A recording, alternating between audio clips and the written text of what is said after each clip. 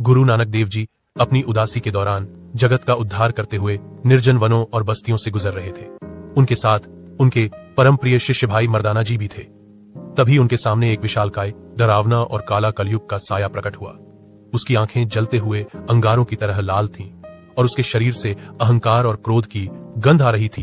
अचानक कलयुग ने अपना भयानक रूप त्याग दिया और एक याचक की तरह गुरु जी के चरणों में झुक गया। उसने बड़ी विनम्रता से पूछा, हे महापुरुष, मैंने आज तक जिसे भी डराया वह भयभीत हो गया, जिसे लालच दिया वह मेरा दास बन गया, लेकिन आप पर मेरा कोई प्रभाव नहीं पड़ा। महाराज, क्या आप जानते हैं कि मैं इस संसार में अपनी जड़ें कैसे जमाता हूँ? मैं आपको अपनी उन 4 गुप्त शक्तियों के बारे में बताना चाहता हूँ जिनसे बचना किसी भी साधारण मनुष्य के लिए नामुमकिन है। गुरु जी ने करुणामयी दृष्टि से उसे देखा और बोले, कलयुग, अपनी उन शक्तियों का वर्णन कर ताकि आने वाले समय में मानवता उन खतरों को पहचान सके और स्वयं को सुरक्षित रख सके। कलयुग ने गर्व के साथ अपने उन 4 हथियारों का वर्णन करना शुरू किया जो आज के समाज में स्पष्ट दिखाई देते हैं।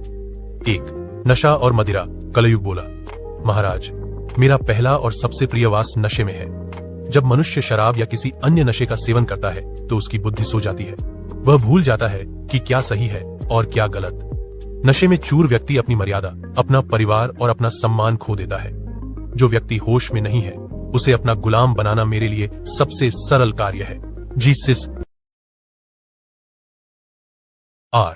अनैतिक संबंध और काम वासना। कलयुग ने अपना दूसरा हथियार बताया, मैं उन लोगों के मन में घर करता हूं जो वासना के वशीभूत होकर अपनी चारित्रिक मर्यादाओं को लांघ जाते हैं। जब मनुष्य पर स्त्री या पर पुरुष की ओर बुरी नजर रखता है तो उसका आत्मबल और तेज समाप्त हो जाता है। अनैतिकता मनुष्य को भीतर से खोखला कर देती है और जब इंसान का चरित्र गिरता है तो उसकी आत्मा पर मेरा पूर्ण अधिकार हो जाता है।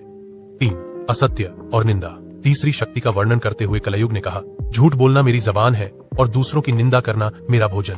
आज के युग में लोग दूसरों की बुराई करने में आनंद लेते हैं। जो व्यक्ति सारा दिन दूसरों की कमियां ढूंढता है और पीठ पीछे उनकी बुराई करता है उसका हृदय धीरे धीरे काला होता जाता है। निंदा करने वाले व्यक्ति के हृदय से दया और ईश्वर का वास समाप्त हो जाता है और वहां मैं अपना सिंहासन लगा लेता हूँ। 4. जुआ और हराम की कमाई। कलयुग ने अपने सबसे घातक हथियार के बारे में बताया।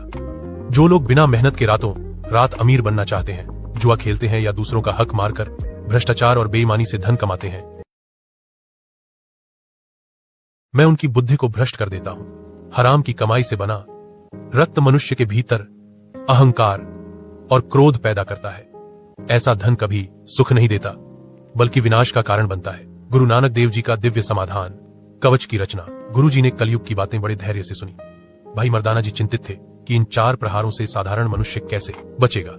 तब गुरु जी ने मुस्कुराते हुए कहा, कलयुग, तेरी शक्तियां प्रबल हैं, लेकिन उस अकाल पुरख की ओट लेने वाले के सामने तू मिट्टी के समान है। गुरु जी ने मानवता को बचाने के लिए 3 ऐसे स्तंभ प्रदान किए जो आज भी सिख धर्म का मूल आधार है।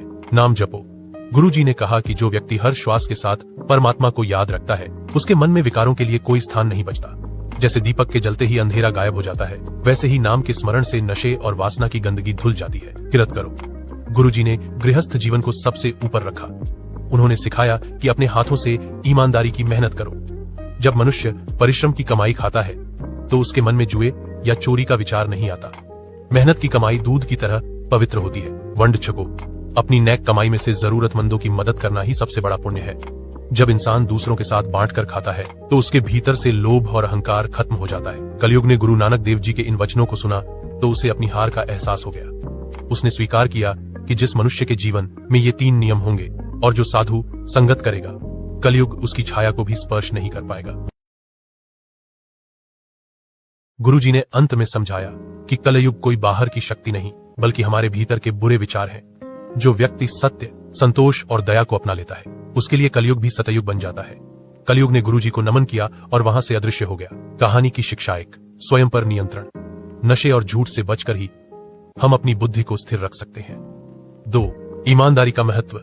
बेईमानी का धन क्षणिक सुख दे सकता है पर अंत में वह दुख और अशांति ही लाता है। 3. सेवा और भक्ति। ईश्वर का नाम और मानवता की सेवा ही वे 2 पंख हैं जिनसे हम कलयुग के भवसागर को पार कर सकते हैं। अगर आपको यह साखी अच्छी लगी तो कमेंट बॉक्स में वाहेगुरु जी जरूर लिखें।